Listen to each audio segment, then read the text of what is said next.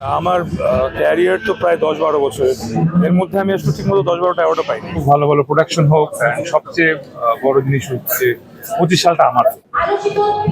প্রথমত দুইটা নাটক একসঙ্গে অ্যাওয়ার্ড পেয়েছে। একটা ক্রিটিক্স মানে একটা হচ্ছে গিয়ে জুরি বোর্ড ডিসাইড করেছে, একটা পপুলার ক্যাটাগরিতে পেয়েছে। সো দুইটা ক্যাটাগরি একসাথে ওন করা আসলে অনেক বড় একটা বিষয়, এবং এত বড় একটা বিষয় এইভাবে ঘটে যাবে আমি এক্সপেক্ট করিনি, সত্যি কথা। So I am really happy, really very very happy. Thanks to Almighty Allah, thanks to Dikto, thanks to my whole team of both the dramas. দর্শকের ভালোবাসা সবার আগে, কারণ আমার ক্যারিয়ার তো প্রায় 10-12 বছরের। এর মধ্যে আমি আসলে ঠিকমতো 10-12টা অ্যাওয়ার্ডও পাইনি। সো আই নো পিপল যাদের বাসায় কয়েকটা শোকেস ভর্তি অ্যাওয়ার্ড, তো তারা আসলে কতটুকু ভালোবাসা পেয়েছে সেটা আমি জানি না। আমি ভালোবাসার লোক, কারণ আমার বাড়িতে যে ডিরেক্টর পিয়াল, ও আর শিহাব শাহিন ভাই নিশ্চয়ই এক কাতারে পড়বে না। তো যদি ওভাবে বলতে হয় তাহলে অবশ্যই শিহাব শাহিন ভাই, ওনার চেয়ে সিনিয়র ডিরেক্টর এখন এই পজিশনে কাজ করা ইটস আ প্লেজার।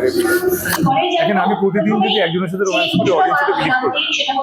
তো ওদেরও হিরো চেঞ্জ করতে হবে, আমাদের হিরো চেঞ্জ করতে হবে। তো এইভাবে যদি বলি, আমি কমপ্লিটলি বিলিভ করি যে আজকে আমি যেখানে আছি সম্পূর্ণ আসলে এখানে আমার থাকার কথা ছিল, বিকজ এটাই হচ্ছে আমার ডেস্টিনি। তো আমি ভালো করেছি খারাপ করেছি এটা মানুষ বিবেচনা করুক। আমি আমার জায়গা থেকে কেউ কোনো সিন্ডিকেট করে আমার ক্ষতি করার চেষ্টা করেছে বা ওটা আসলে আমি ফার্স্ট অফ অল বিলিভ করি না, সেকেন্ড অফ অল ধার ধারি না। তো আগে না হোক পরে সাকসেস আসবেই।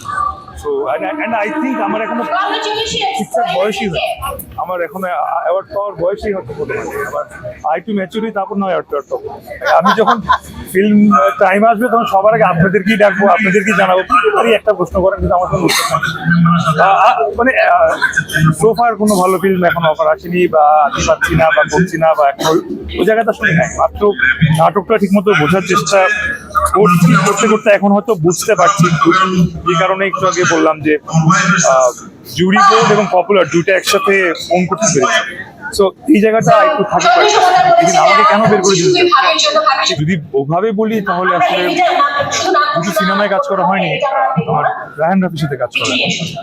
সাকসেস কে কতটুকু হয়েছে এটা আমরা কখনো মাপি না, বা কেউ এগিয়ে গেলে ওকে অত পাত্তা দিই না, কেউ পিছিয়ে গেলে ওকে আমরা ভেঙে পড়তে দিই না।